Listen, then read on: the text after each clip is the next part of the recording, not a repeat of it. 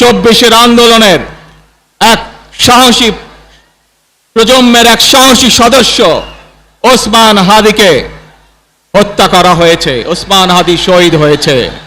প্রিয় ভাই বোনেরা, ওসমান হাদি চেয়েছিল এই দেশের মানুষের জন্য গণতন্ত্র প্রতিষ্ঠিত হোক, এই দেশের মানুষের গণতান্ত্রিক অধিকার প্রতিষ্ঠিত হোক, এই দেশের মানুষ তাদের গণতান্ত্রিক এবং অর্থনৈতিক অধিকার ফিরে পাক। আজ 24-এর আন্দোলনে যারা শহীদ হয়েছেন, ওসমান হাদি সহ 71-এ যারা শহীদ হয়েছেন, বিগত স্বৈরাচারের সময় বিভিন্নভাবে খুন গুমের শিকার হয়েছেন, এই মানুষগুলোর রক্তের ঋণ যদি শোধ করতে হয়, আসুন আমরা আমাদের সেই প্রত্যাশিত বাংলাদেশ গড়ে তুলব, যেখানে আমরা সকলে মিলে কাজ করব, যেখানে আমরা সকলে মিলে আমাদের প্রত্যাশিত বাংলাদেশকে গড়ে তুলব। প্রিয় ভাই বোনেরা, বিভিন্ন আধিপত্যবাদ শক্তির গুপ্তচরেরা বিভিন্নভাবে ষড়যন্ত্রে এখন লিপ্ত রয়েছে।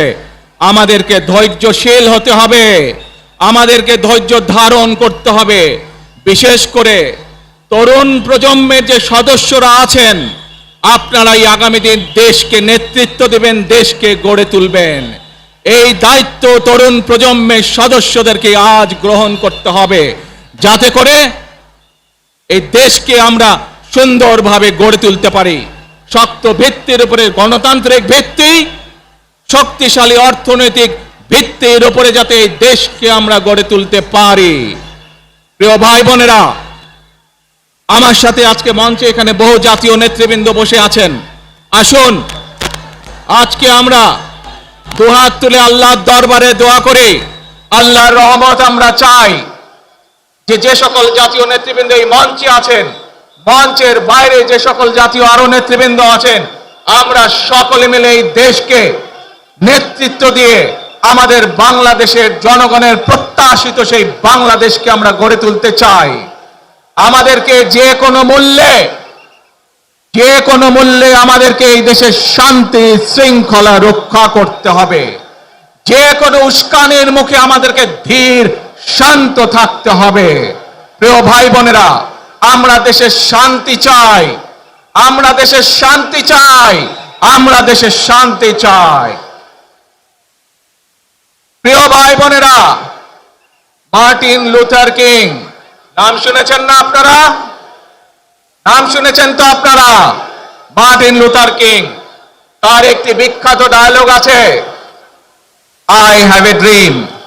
আজ এই বাংলাদেশের মাটিতে দাঁড়িয়ে আপনাদের সকলের সামনে আমি বলতে চাই, বাংলাদেশ জাতীয়তাবাদী দলের একজন সদস্য হিসাবে আপনাদের সামনে আমি বলতে চাই, I have a plan for the people of my country, for my country. আজ এই পরিকল্পনা দেশের মানুষের স্বার্থে, দেশের উন্নয়নের জন্য, দেশের মানুষের ভাগ্যের পরিবর্তনের জন্য, যদি সেই প্ল্যান, সেই কার্যক্রম, সেই পরিকল্পনাকে বাস্তবায়ন করতে হয়, প্রিয় ভাই বোনেরা, এই জনসমুদ্রে যত মানুষ উপস্থিত আছেন, এই সারা বাংলাদেশে গণতন্ত্রের শক্তি যত মানুষ উপস্থিত আছেন, প্রত্যেকটি মানুষের সহযোগিতা আমার লাগবে।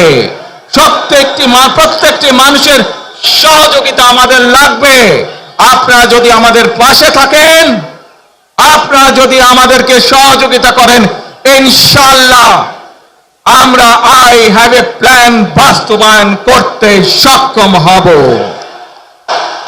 আসুন আমরা আল্লাহ রাব্বুল আলামিনের দরবারে হাত তুলে প্রার্থনা করি, আমরা যেন হে রাব্বুল আলামিন, হে একমাত্র মালিক, হে একমাত্র পরওয়ারদিগার, হে একমাত্র রহমত দানকারী, হে একমাত্র সাহায্যকারী,